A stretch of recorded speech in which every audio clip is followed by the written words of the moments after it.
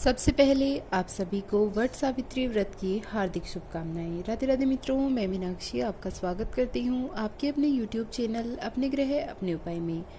दोस्तों, आप सभी को आज के वीडियो में मैं आपकी दोस्त बताऊंगी ज्येष्ठ अमावस्या यानी वट सावित्री व्रत वर्ष 2020 में कब किया जाएगा, वट सावित्री अमावस्या की कथा क्या है, इस दिन आपको विधि विधान के अनुसार वट वृक्ष का पूजन किस प्रकार से करना चाहिए तथा वट सावित्री अमावस्या का शुभ मुहूर्त क्या है, ये सभी बातें आज के वीडियो में मैं आपको बताऊंगी। पर उससे पहले मैं आपको बता दूं, अगर आपने अभी तक हमारे YouTube चैनल को सब्सक्राइब नहीं किया है तो आप हमारे चैनल को सब्सक्राइब करें। माता पार्वती और भगवान शंकर की कृपा से आपको दीर्घ आयु सुहाग की प्राप्ति हो, ऐसी हमारी मंगल कामना है। तो चलिए दोस्तों, शुरू करते हैं जानकारियाँ। ज्येष्ठ मास के शुक्ल पक्ष की अमावस्या तिथि को यह व्रत किया जाता है। सावित्री ने अपने मृत पति को जीवित करने के लिए वट सावित्री व्रत को किया था। इस व्रत को करने वाली महिलाओं के पति दीर्घ आयु होते हैं। इस व्रत में वट वृक्ष के पूजन का विशेष तथा बहुत अधिक महत्व होता है। दोस्तों, वट वृक्ष में साक्षात ब्रह्मा विष्णु महेश का निवास होता है। जो भी महिलाएं वट वृक्ष पूजन करके वट सावित्री व्रत को करती हैं, उनका अखंड सौभाग्य रहता है। कुंवारी कन्याएं भी इस व्रत को करें तो उनका होने वाला वर दीर्घ आयु होता है। दोस्तों, यदि आपके पति किसी बीमारी से ग्रसित हैं या लंबे समय से बीमार चल रहे हैं या फिर उनको कोई अन्य संकट है, तो आपको वट सावित्री का व्रत अवश्य करना चाहिए। ये व्रत करने से आपके पति की बीमारी दूर होगी, उन पर जो भी संकट होगा वे सभी दूर हो जाएंगे। तो चलिए अब हम जान लेते हैं इसका शुभ मुहूर्त क्या है। अमावस्या तिथि 21 मई को रात्रि 9:35 पर शुरू होगी तथा अगले दिन यानी 22 मई को रात्रि 11:08 तक रहेगी। दोस्तों, इसका व्रत 22 मई को किया जाएगा। दोस्तों, अब हम ये जान लेते हैं कि वट सावित्री अमावस्या के दिन आपको वट वृक्ष का पूजन विधि विधान के अनुसार किस प्रकार से करना चाहिए। इस दिन आपको सबसे पहले तो जल्दी उठना चाहिए। स्नान आदि से निवृत्त होने के बाद आपको वट वृक्ष के पास जाना चाहिए। यदि आपके आसपास में वट का वृक्ष ना हो, आप वट वृक्ष के पास जाने में असमर्थ हों, तो आप वट वृक्ष की डाली को लाकर अपने घर में उसे ही वट वृक्ष मानकर उसका भी पूजन कर सकते हैं। सबसे पहले आपको वट वृक्ष की जो जड़ होती है उसमें आपको जल अर्पित करना चाहिए। फिर जल अर्पित करने के बाद आप उन्हें मोली बांधें।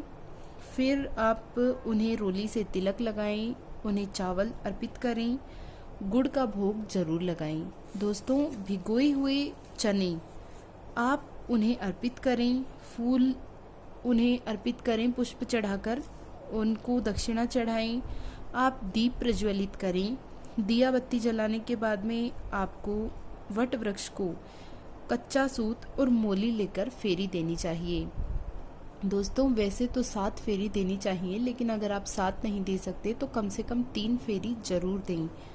फिर आपको वो जो भिगोए हुए चने थे वो और उन पर दक्षिणा रखकर उनका बाणा निकालकर अपनी सासू माँ को उनके पैर छूकर दे देना चाहिए। यदि आपकी सासू माँ नहीं हो तो आप अपनी जेठानी, ननद या फिर अपनी जेठानी की लड़की किसी को भी दे सकते हैं। तो चलिए दोस्तों, अब हम ये जान लेते हैं वट सावित्री अमावस्या की व्रत कथा क्या है। एक नगर में एक राजा रहते थे। बहुत दिन बीत गए किंतु उनके कोई संतान नहीं हुई। राजा बड़े चिंतित हो गए। फिर उन्होंने पंडितों को बुलाकर इसका कारण पूछा। तब राजा से पंडितों ने कहा कि महाराज, आपके भाग्य में संतान तो लिखी है, किंतु आपके एक कन्या होगी। जब वह कन्या 12 वर्ष की हो जाएगी, उसी दिन वह विधवा हो जाएगी। तब राजा ने विचार किया और उन्होंने पंडितों से कहा कि यदि मुझे कन्या हो जाए तो मेरा निसंतान का नाम नहीं पड़ेगा। बाद में उन्होंने पंडितों से पूछा कि उन्हें किस प्रकार से पूजन करना चाहिए। तब पंडितों ने उन्हें बताया कि हे राजन, आपको एक बड़ा होम करवाना होगा। यज्ञ का अनुष्ठान करवाने के बाद ही आप लड़की होगी। तब राजा ने बहुत से पंडितों को बुलाकर यज्ञ होम करवाया, जिससे राजा को एक पुत्री उत्पन्न हुई। राजा ने अपनी पुत्री का नाम सावित्री रखा। सावित्री हर साल वर्षाइती अमावस्या और माता पार्वती का पूजन करती। जब सावित्री बड़ी हो गई तो राजा ने उसका विवाह सत्यवान के साथ कर दिया। सावित्री के सास ससुर अंधे थे। सावित्री अपने ससुराल में अपने सास ससुर का बहुत काम करती, उनकी बहुत सेवा करती। सत्यवान जंगल में जाकर लकड़ियां काट कर लाया करते थे।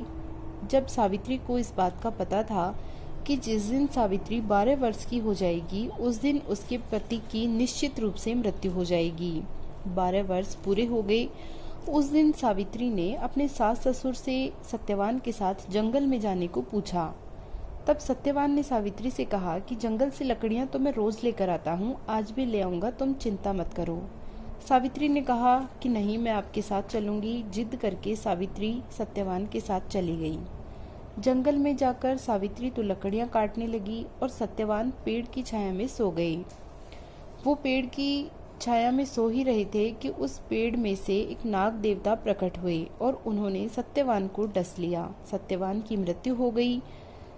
जब सावित्री ने ये दृश्य देखा तो वो सत्यवान को अपनी गोद में लेकर विलाप करने लगी। वहीं से उस वक्त भगवान शंकर और माता पार्वती गुजर रहे थे। सावित्री ने उन्हें देखकर उनके पैर को पकड़ लिया और उनसे कहने लगी कि हे शंकर भगवान, हे पार्वती माँ, आप मेरे सत्यवान को जीवन दान देकर ही यहाँ से जाइए।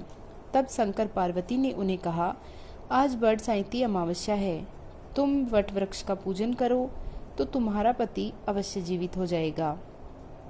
उसके बाद सावित्री ने बहुत ही प्रेम भाव से वट वृक्ष का पूजन किया और उनके पत्तों के गहने बनाकर पहन लिए। वही गहने हीरे मोतियों के हो गए। धर्मराज आकर जब उसके पति को ले जाने लगे तब उन्होंने धर्मराज के पैर पकड़ लिए। तब धर्मराज बोले कि हे देवी, आप मुझसे वरदान मांग सकती हैं। तब सावित्री ने कहा कि मुझे आपसे 3 वरदान चाहिए। पहला, मेरे सास ससुर को आंखें मिल जाएं। दूसरा, मेरे माँ बाप को पुत्र की प्राप्ति हो जाए। और तीसरा, सत्यवान से मेरे 100 पुत्र हों। तब धर्मराज ने कहा कि ठीक है, तुम्हें ये सब मिल जाएगा। बाद में वो सत्यवान को ले जाने लगे। तब सावित्री ने कहा कि आप यदि सत्यवान को ले जाएंगे तो मुझे 100 पुत्र की प्राप्ति कैसे होगी। धर्मराज ने कहा कि तुम्हारे भाग्य में सुहाग तो नहीं लिखा था, लेकिन वर्षाइती अमावस्या और माता पार्वती का पूजन करने से तुम्हें इसका फल प्राप्त हुआ है। हे भगवान, वर्षाइती अमावस्या जैसा सुहाग आपने सावित्री को दिया वैसा ही सबको देना। कहानी कहने वाले, कहानी सुनने वाले, अपने सारे परिवार को देना। दोस्तों, ये थी वट सावित्री व्रत कथा। आपको हमारा वीडियो कैसा लगा ये आप हमें कमेंट बॉक्स में बताएं। आप हमारे वीडियो को लाइक करें, हमारे चैनल को सब्सक्राइब करना ना भूलें।